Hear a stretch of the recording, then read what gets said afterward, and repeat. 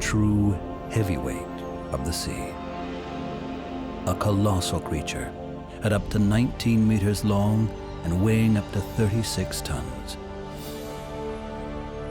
But although its sheer size commands respect, its placid, peaceful nature and downright elegance are remarkable. Only a lucky few have ever come face to face with this gentle giant. It's a once-in-a-lifetime experience.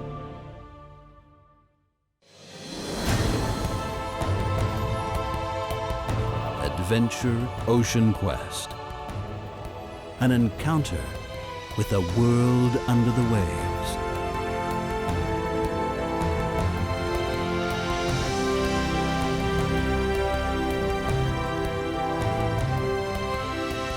With divers who become underwater beings themselves.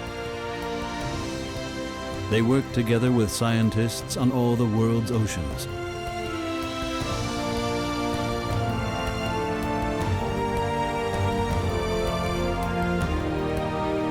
Deep under the surface of the water, without a sound and without a breath.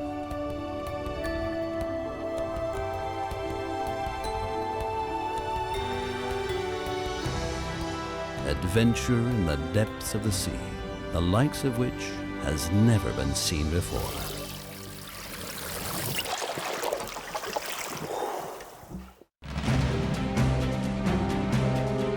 The island of Rurutu in the South Pacific. An exceptional team of divers with a set of specialist skills is about to embark on a journey in the tracks of humpback whales. Their aim? To study the whales in an unusually intimate way. I think freediving is a very good way to explore the underwater world, and it's probably the less invasive way of exploring the underwater world. In spite of their massive size, whales are extremely shy animals and difficult to approach. Most people are only ever tolerated for a few seconds.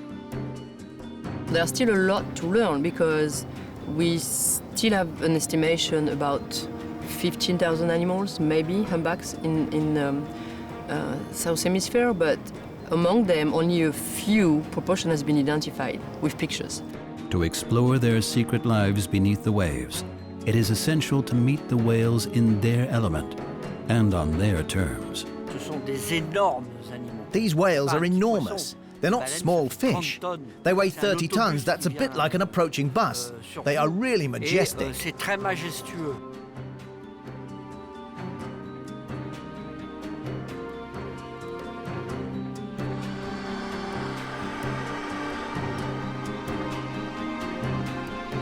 Rurutu is a tiny island in the middle of the South Pacific. Discovered by James Cook in 1769, it now forms part of French Polynesia. Few visitors ever set foot on this isolated island, so its greatest asset is its unspoilt wilderness.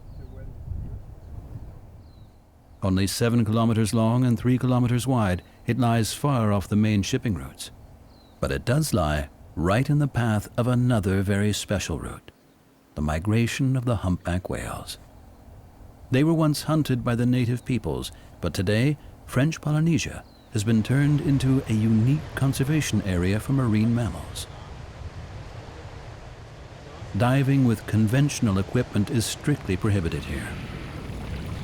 It makes it an unusually safe and peaceful haven for the humpback whales. And this is where they come during the harsh winter months in their Antarctic feeding grounds. It is an epic annual trip of 7,000 kilometers. Although humpback whales tend to be loners, it is possible to find whole groups of them here.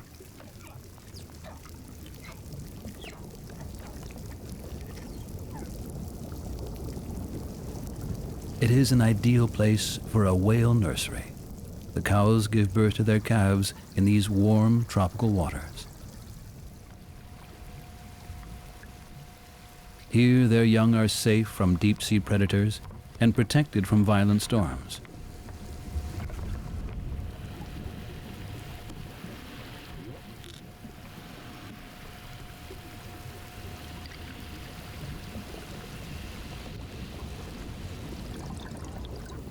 It is mid-September. The intense tropical colors typical of these South Pacific islands have vanished, and Rurutu is immersed in the threatening gray of a tropical storm. The weather is unusually unpredictable and threatening. It's been raining for days. The idea of spotting whales just off the shoreline remains a distant dream. These are bad conditions for the freedivers Frederic and William Winram. Their expedition to find and catalog the whales could be in jeopardy. They're on their way to assist Cécile Gaspard, the founder of the Polynesian conservation organization Te Mana o Te Moana, or Spirit of the Ocean. Hello.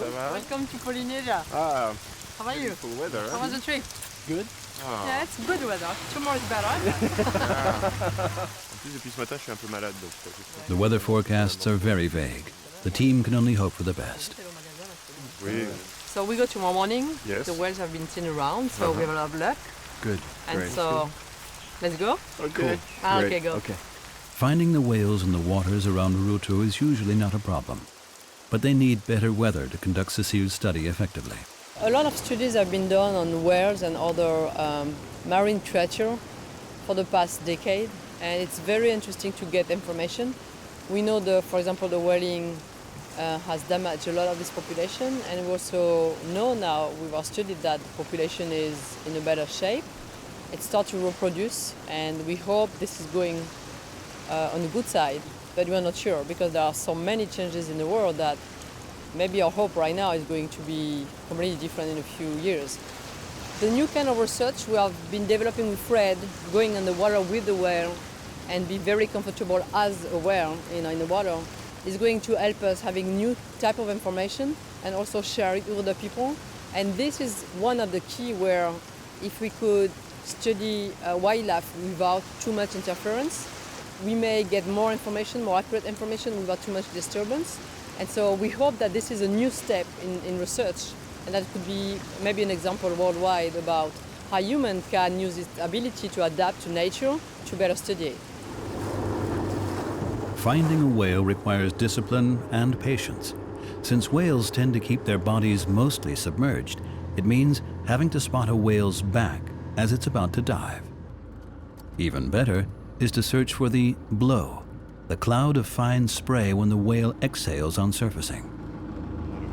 Oh, whale just blow behind us. But even once a whale is spotted, getting into the water with them and obtaining useful images is far from easy. The first thing is to locate the whale, since it's always in motion. When it's moving, it's tough to film it. So you have to wait until it finds a resting place. If you're watching a mother with her calf, you can wait until she feeds the baby. Then the whale will remain calm and still, and you can carefully enter the water. Right now, that's not possible. This whale is swimming around the island. It's moving, and we can't film it.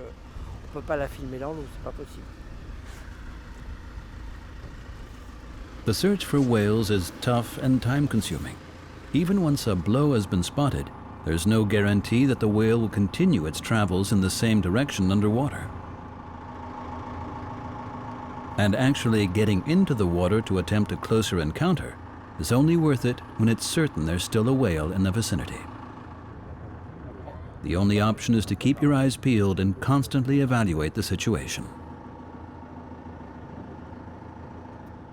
But the team will also have to keep an eye on the tourist whale-watching boats. The danger when you are involved in ocean activities, it's always human. It's never the creature or the weather or anything, it's always human. And here the biggest problem is that we have like 4 boats around the whales, so you have to be very careful not to be run over by one of the boats. And moreover, when a day like that with not a lot of sun, all the colors are the same on the water, and our wetsuit are quite dark, and you have to be very careful. So that's why we have to spot each other with William in order not to be run over. But the whale watchers give up. Fred and the team have more patience and continue their search. Finally, a humpback whale.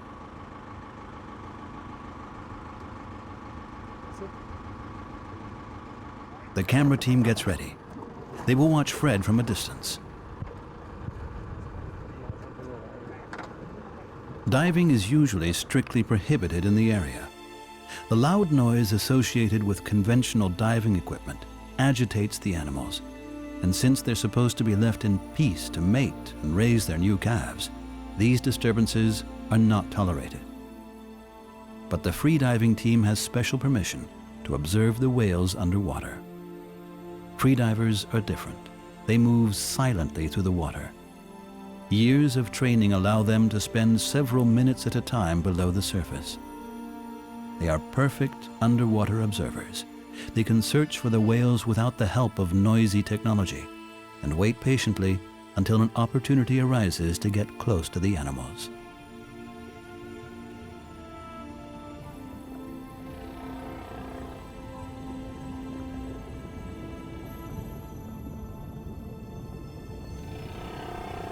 But the whales are very alert.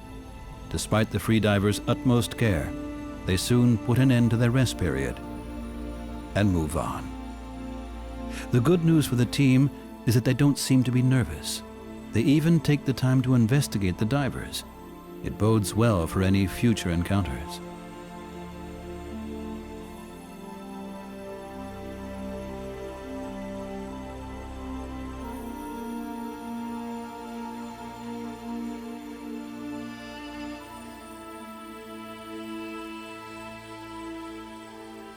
Fred can clearly observe and document the unique patterns on the whale's delicate underside.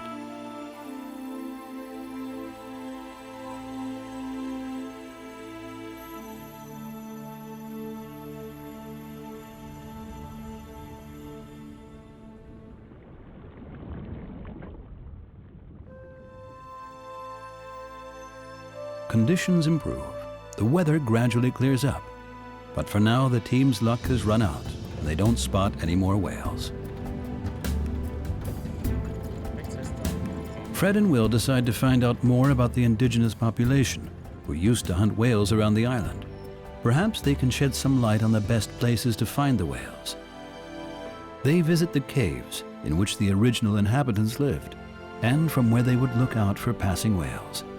The steep cliffs provided not only protection but also a good vantage point to scan the sea. Calm and protected bays allowed them to go out to sea even in rough weather. But reaching the caves is anything but easy and involves traversing difficult terrain.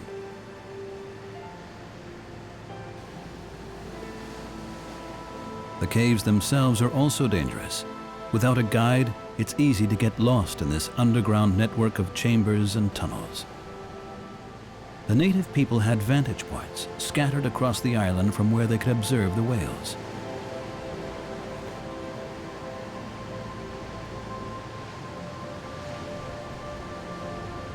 Rurutu's hills reach almost 400 meters above the sea level. There are no sign-posted paths up here. Time for a rest beneath some spectacular stalactites.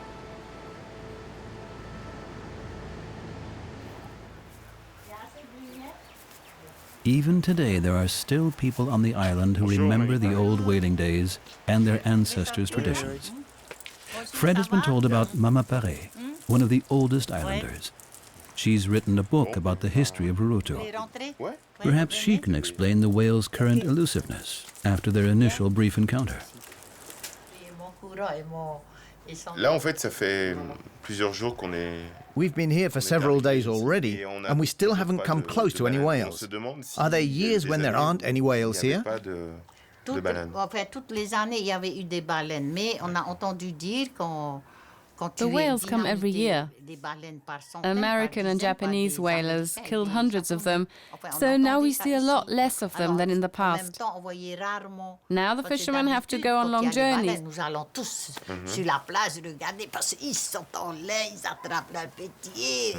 But usually you still see a lot of whales here. They amuse themselves. You can watch them from the beach as they jump out of the water. It's a disadvantage for you since you've not been allowed to hunt whales for years, but the Japanese still kill many. We caught one whale in 1930 and then the last one in 1957. That's over 20 years later. You didn't catch any whales for 20 years? No, not a single one. Do you think that they'll come back soon? There are some around. A few people saw one not long ago. They told us it was a mother with her calf. Fred has also been told about another sign of whale season on Rurutu, and he decides to follow it up. It's the flowering of the whale tree. A fisherman takes Fred to this special tree. Okay.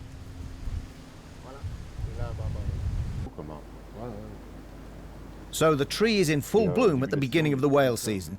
Yes, that's when it's covered in blossoms. When it begins to flower, it means that the whales have arrived. That's when the whaling season starts. That's right. And what happens when the trees finish flowering? That's when the whales have gone. So we may have come at the end of the season. Yes.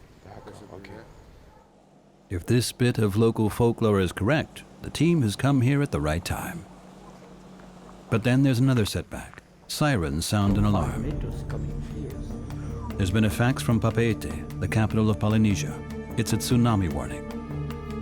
Nobody seems to have concrete information. The team desperately tries to find out more.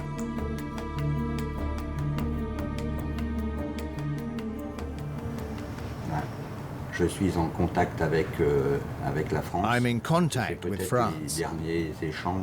It's possible this is the last chance to be in touch before the tsunami hits.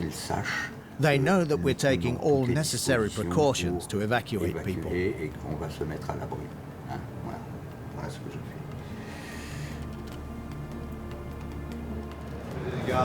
So we stay here until it arrives? I guess. See what it looks like? The island's shoreline is quickly evacuated. Technical equipment is packed and everyone hastily retreats to higher ground.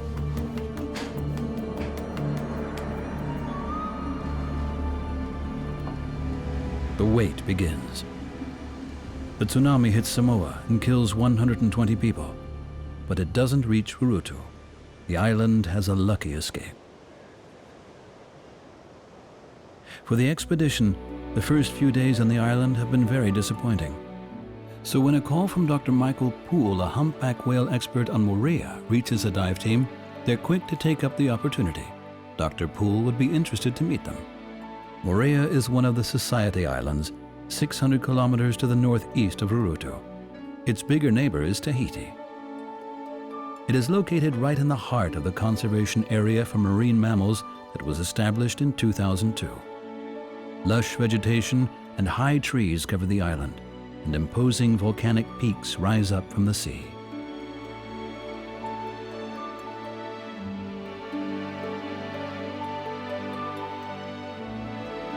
It is the essence of tropical tranquility. The bright turquoise bays with their deep, clear waters are lined with a protective fringe reef that reaches right around the island.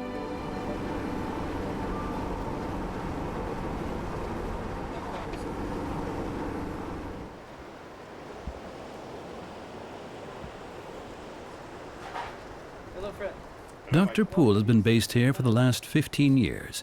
He's the director of the Marine Mammal Research Program at the Island Research Center and Environmental Observatory.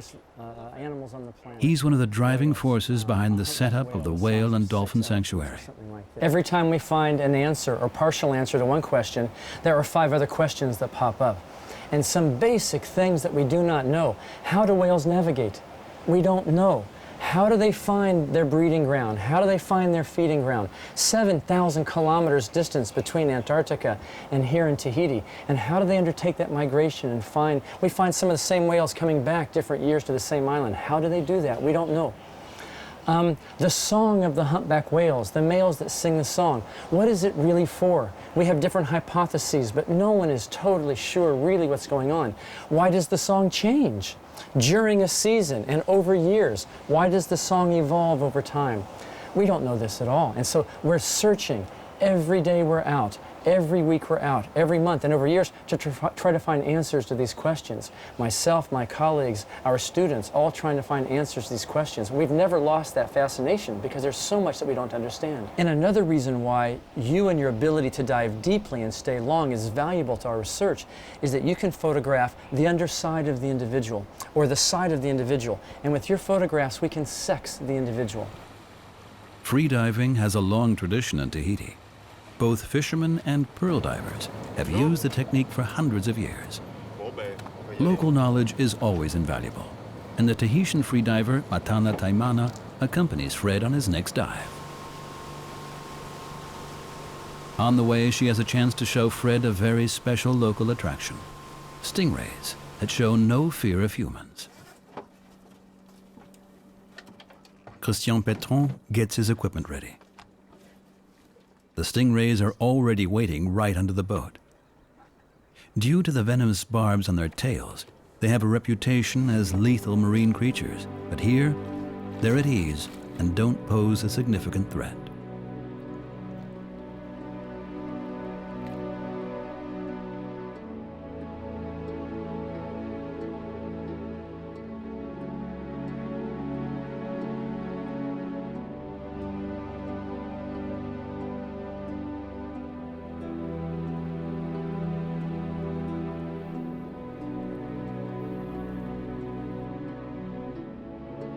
Elegantly gliding through the water, the rays live up to their docile reputation and don't respond nervously to the divers.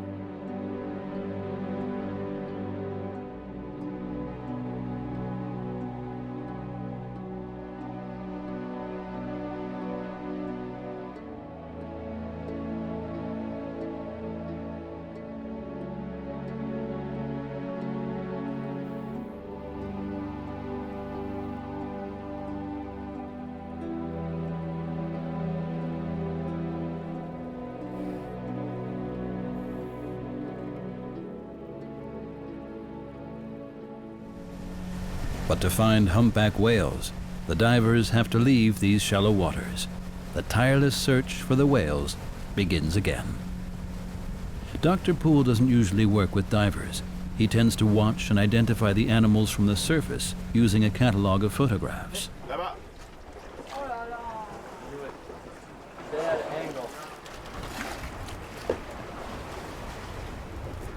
Humpback whales have completely individual tail fins, distinct both in shape and coloration. Occasionally, the whales give spectacular, even acrobatic performances.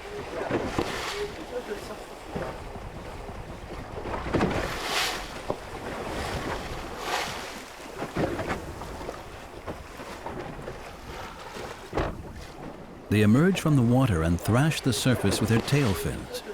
These may be attempts to rid themselves of irritating parasites.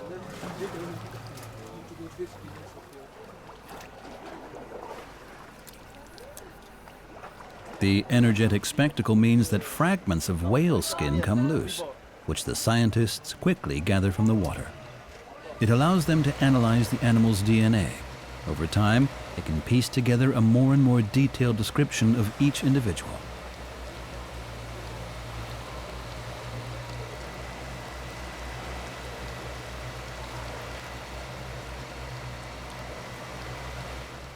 Fred prepares for a dive. Should a whale approach, he has to be ready.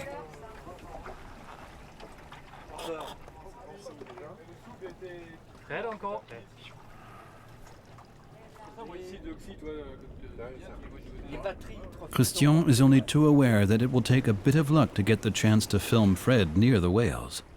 It can mean hours of waiting, ready to get in the water in minutes. Patience is one of the absolute requirements to make it as a wildlife filmmaker. Then they're in luck. They spot a whale cow with her calf.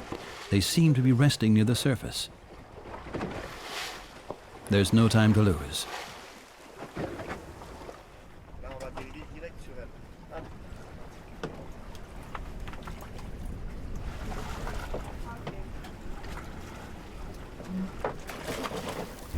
Fred always makes the first explorative dive on his own.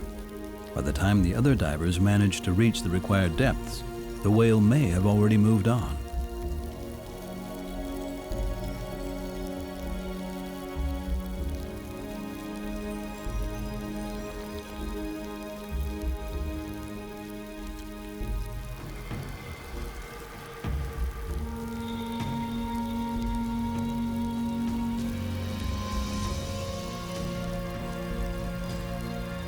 This time, luck is on their side.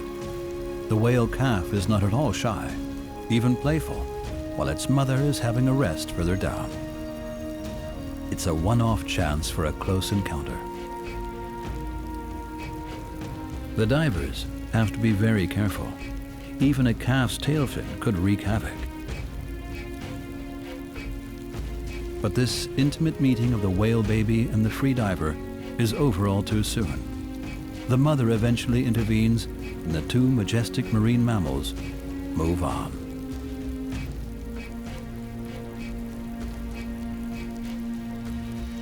But then Fred spots another opportunity. A school of pilot whales passes nearby. For a few minutes, Fred can swim alongside them.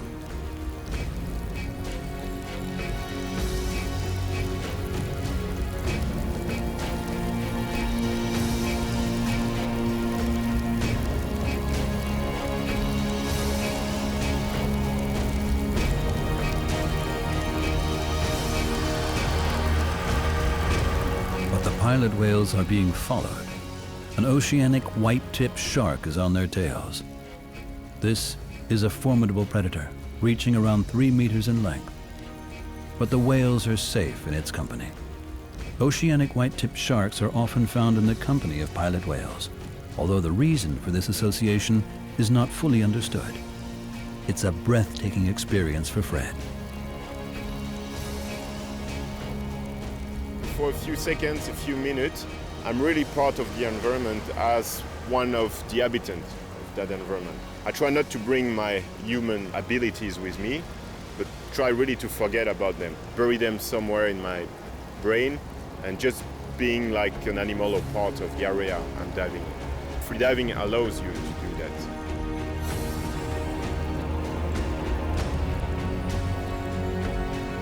And as Fred becomes one with his environment, the animals he encounters seem to perceive him as one of them.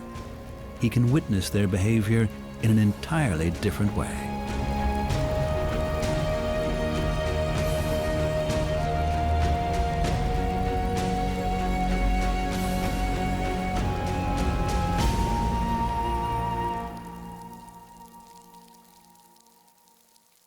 Tracking whales is laborious and time-consuming, but there are some shortcuts. Sometimes it's possible to hear these giants before you see them.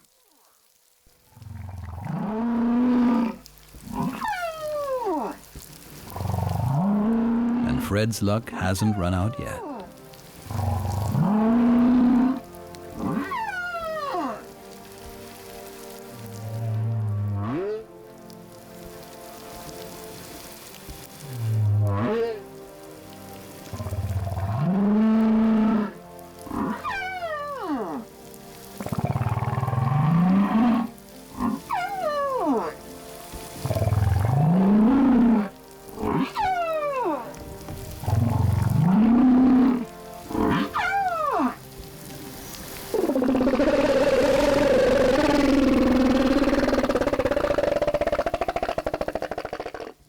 Photographs like these can only be taken underwater. They're a very welcome addition to the whale researcher's catalog.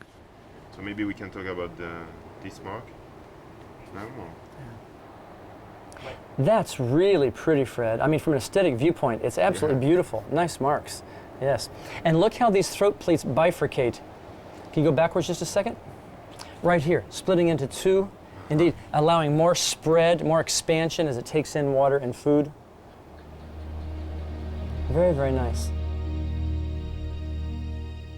These detailed photographs of the whale's unique markings are invaluable to Dr. Poole's research. Working from the boat, he would normally be unable to take any pictures as detailed as these.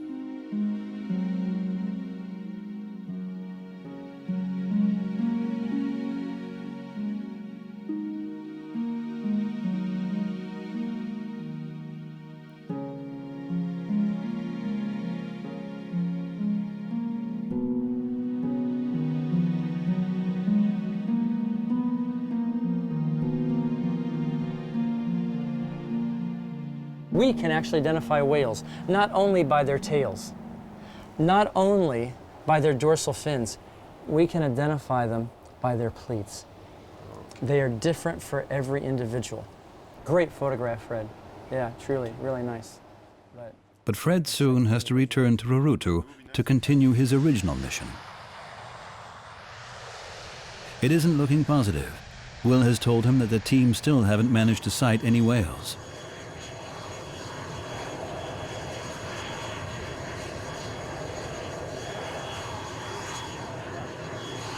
This is highly unusual for this time of year.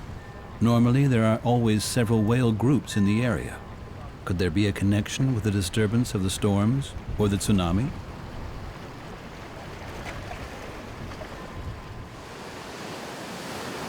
Not a blow anywhere to be seen. A frustrating wait for the divers.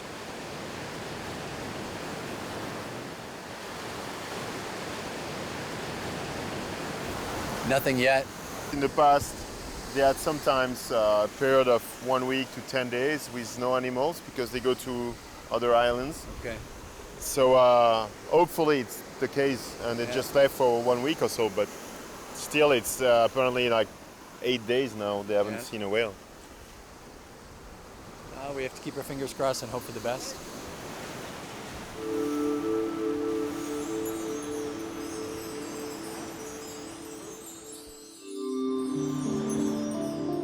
Fred tries to stay optimistic.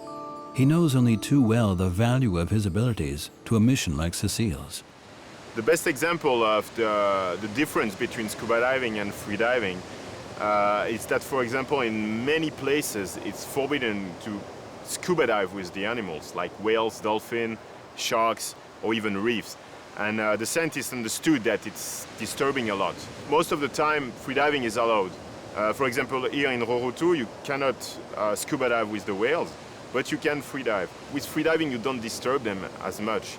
But of course, with freediving, you can also disturb whales. Huh? It doesn't mean you just part of the water and they don't notice you. But the general disturbance is smaller with freediving. But you still have to be careful when you approach them, to approach them from front, not from behind, otherwise they feel you and they go away. And try always to be in their field of vision. It's not because you're a freediver that you can go everywhere and do whatever you want. You still have to keep an ethic to your work and the way you work with animals. It's not, I would say, a general visa, being a freediver. You still have to be careful. The team continues their efforts. Again, the boat is loaded with equipment and supplies. They're committed to their mission. But for Cecile, too, time is running out. She's expected back on Moorea.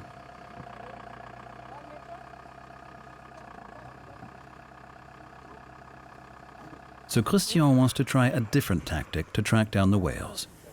He has a special hydrophone, a microphone for underwater recordings. Encased in a watertight housing, this highly sensitive microphone registers sound waves underwater and records them. Christian's plan is to listen for signs of the whales just like on Moorea. And if you can hear a whale, you can also find it.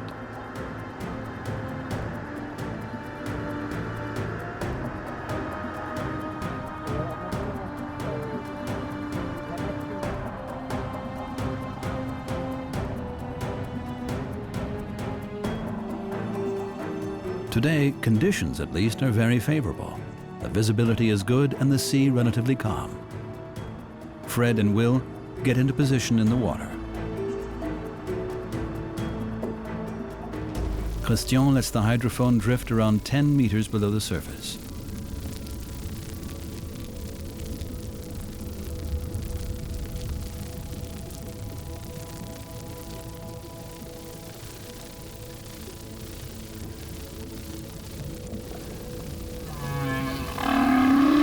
And the tactic seems to be working. They pick up some interesting sounds.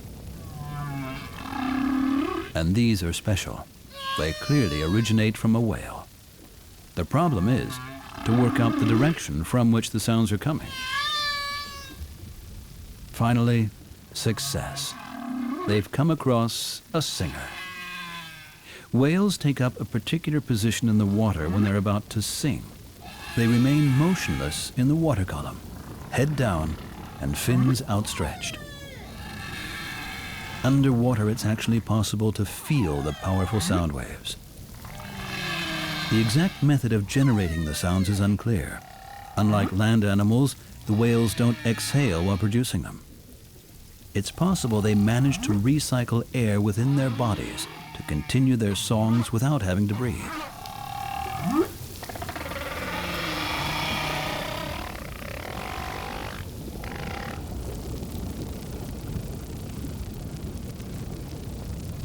For the divers, this encounter with a singing humpback whale was a first real success in their mission near Rurutu.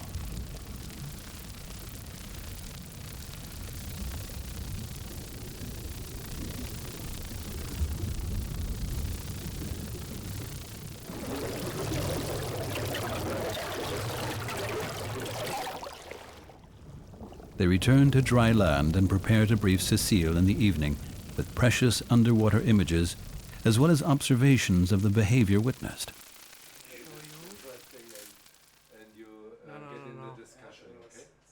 Male humpback whales sing during the mating season. It's possible they're trying to attract a mate with their serenades. But their songs could also serve to keep potential rivals at bay. Studies have shown that different whale populations have their own distinct songs.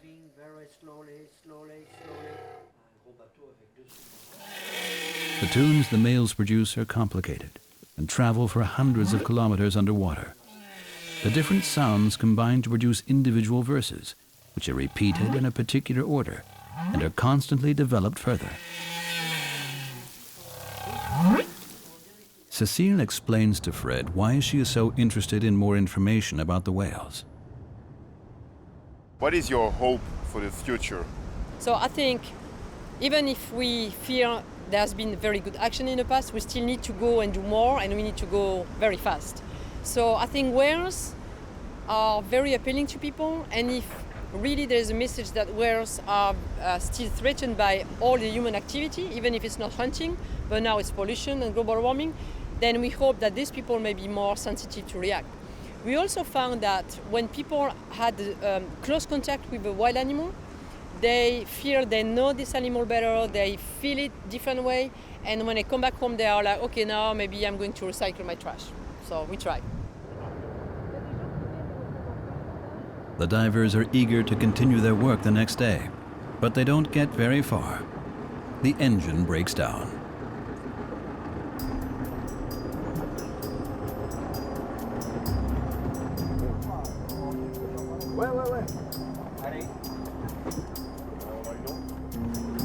Without engine power, the boat drifts helplessly and threatens to run aground on the reef.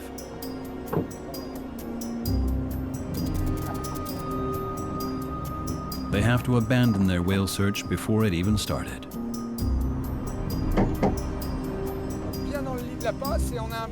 The priority now is to call a rescue boat. Faites un signe aux bateaux qui viennent bien vers nous tout de suite. Christian, faites signe aux bateaux qui viennent.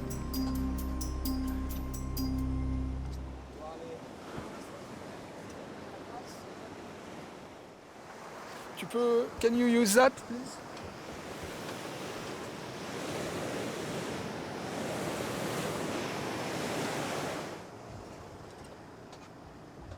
Attention à déborder, préparez-vous à déborder.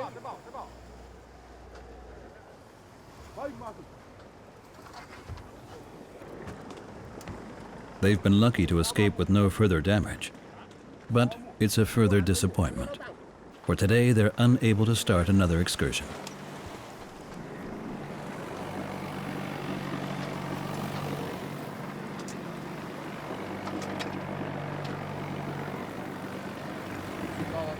Fred and Will try to spend their time usefully and visit the next village to stock up on supplies. Around lunchtime, after school, the place comes alive with young people.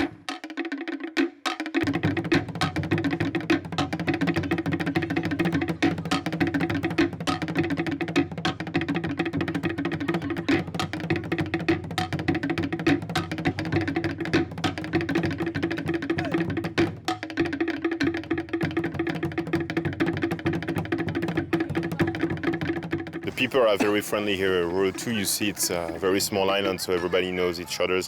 When you walk in the street, people say hi. Everybody is really friendly. You can go everywhere. They give you fruit from the garden. You can ask them to pick up fruit from the garden if you need. People are so friendly.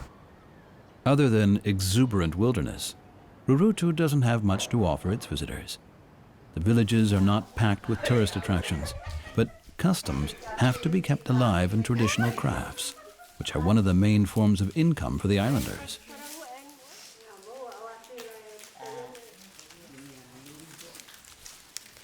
But there are one or two surprises in store for the divers. Rurutu also has French roots after all.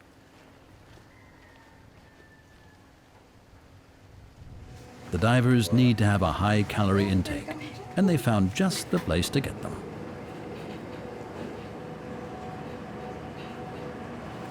I did not expect to find this on this small, remote island. No.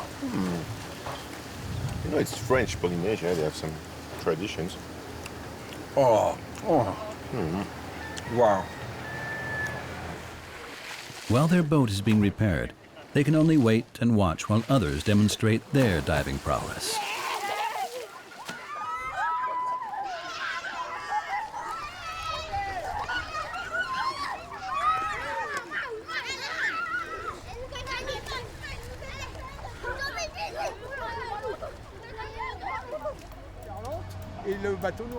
A new day brings fresh hope, but although the sun's out, diving conditions are bad. The divers want to reach the open sea through a pass in the island's fringe reef. There are only a handful of these gates in the reef. Things aren't going to plan.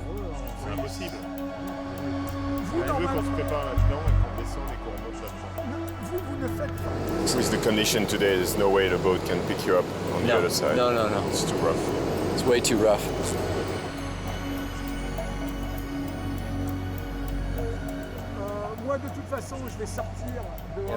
For us conventional divers, big waves aren't a problem. We can dive under them. But for the free divers, it's impossible because they get overrun by the waves and can't prepare their dives. Even the stunning South Pacific beaches are no consolation. The divers are again forced to wait until wind and waves calm down.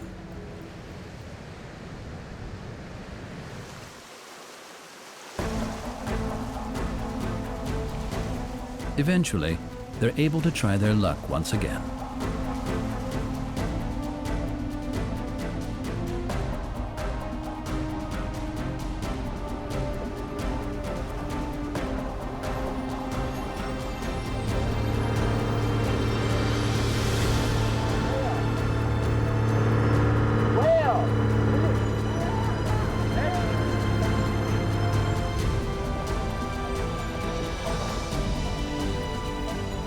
This time, the start is more promising.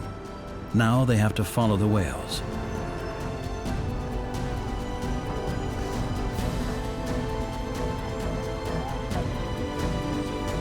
A last equipment check. They've managed to find a whale cow with her calf. They're an ideal target for the divers, since the pair will definitely have a rest period at some point. The divers continuously check that they haven't lost the whales.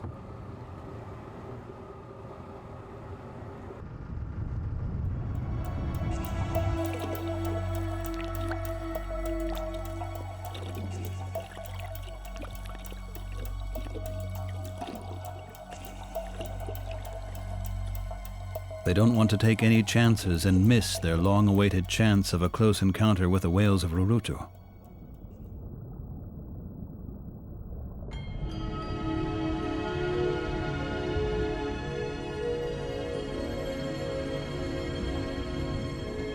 Finally, things seem to be going their way. They can risk approaching the animals face to face underwater.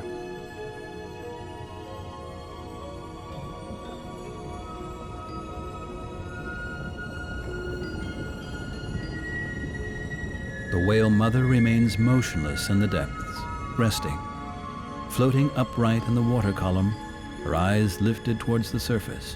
She keeps an eye on her baby.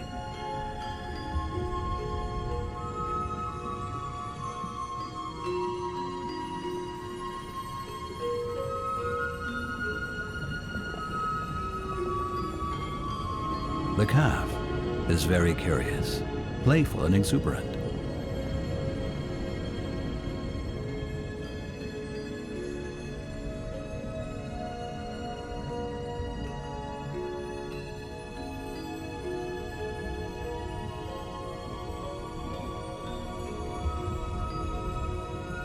Although still a baby, it is already an enormous animal and dwarfs Fred. It seems curious about this silent intruder into its underwater world and shows no signs of nervousness.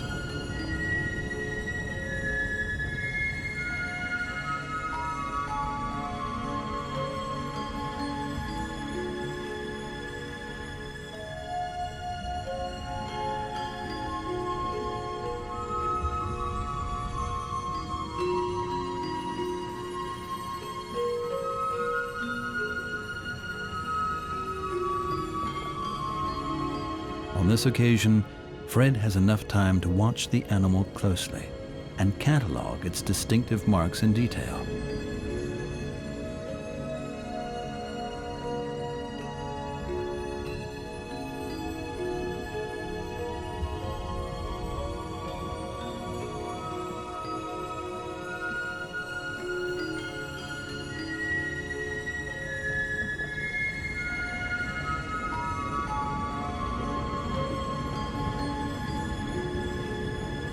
It's a unique and rare opportunity to meet these mysterious creatures on their own terms and in their own element, before finally it's time for the mother and calf to move on.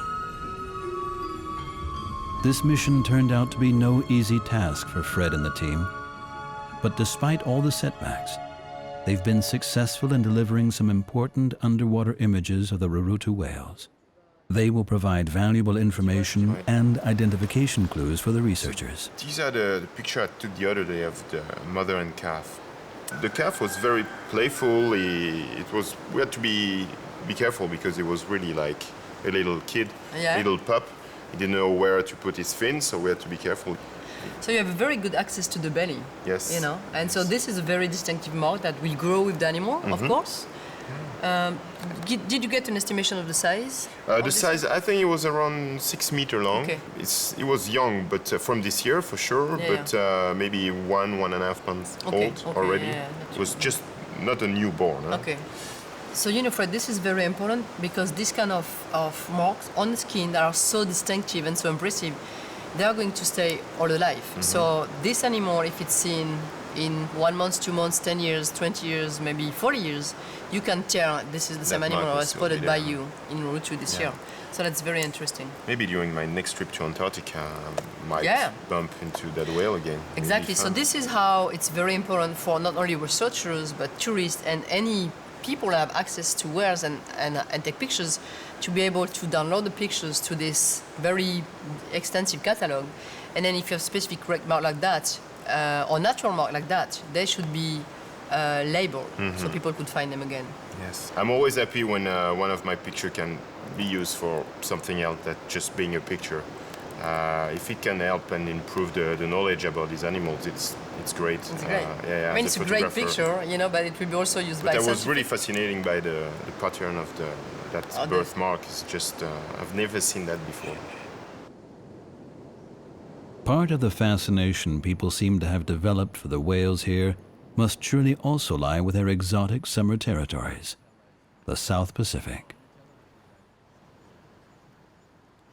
What we find here in islands like Rurutu, it's the Pacific Islands 150 years ago. For me, the Humpback whales are the most fascinating whales because every year they do thousands and thousands of kilometers to go from their feeding ground in Antarctica back here in the South Pacific Island to rest and mate and have the babies, and then go all the way back with the newborn babies in the feeding ground of Antarctica. And that's a mystery because they do this very, very dangerous journey twice a year. It's fascinating to watch them, how they move in the water. It's awe-inspiring to feel so small. When you're next to an enormous whale, you feel tiny. And sometimes when I'm freediving with a whale here in Rurutu. When they sleep, they lay at 25 meters. I look at the whale and I say, yeah, that's a wonderful life. It's a whale therapy. It's true. Yeah. It's true. I mean, all your problem disappears when you see a creature like that, because it's so big, it's there for like thousands and thousands of years. It's just perfect creature and peaceful. And after spending time with them, yeah, you change, for sure, you change. By themselves, they can change you from inside. They can really do that.